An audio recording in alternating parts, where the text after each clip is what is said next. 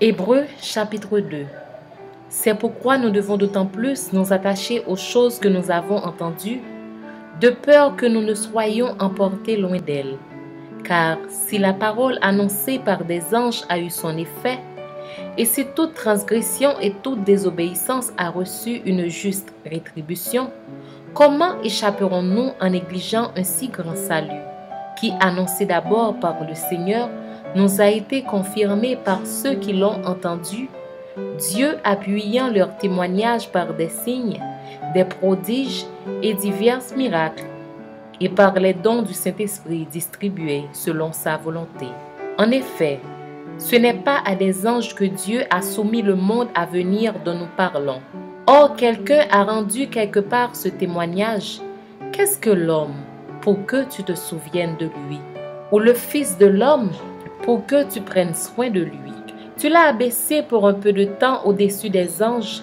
Tu l'as couronné de gloire et d'honneur. Tu as mis toutes choses sous ses pieds. En effet, en lui soumettant toutes choses, Dieu n'a rien laissé qui ne lui fût soumis. Cependant, nous ne voyons pas encore maintenant que toutes choses lui soient soumises. Mais celui qui a été abaissé pour un peu de temps au-dessus des anges, Jésus, nous le voyons couronné de gloire et d'honneur à cause de la mort qu'il a soufferte, afin que, par la grâce de Dieu, il souffrit la mort pour tous. Il convenait, en effet, que celui pour qui et par qui sont toutes choses, et qui voulait conduire à la gloire beaucoup de fils, éleva à la perfection par les souffrances le prince de leur salut. Car celui qui sanctifie et ceux qui sont sanctifiés sont tous issus d'un seul. C'est pourquoi il n'a pas honte de les appeler frères. Lorsqu'il dit « J'annoncerai ton nom à mes frères, je te célébrerai au milieu de l'assemblée, et encore, je me confierai en toi, et encore, me voici, moi et les enfants que Dieu m'a donnés.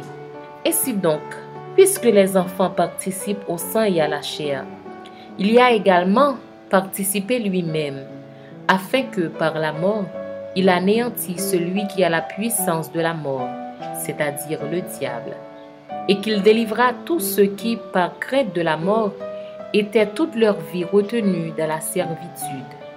Car assurément, ce n'est pas à des anges qu'il vient en aide, mais c'est à la postérité d'Abraham.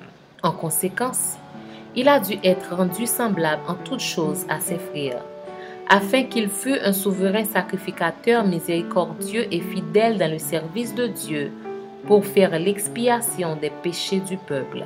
Car, ayant été tenté lui-même dans ce qu'il a souffert, il peut secourir ceux qui sont tentés.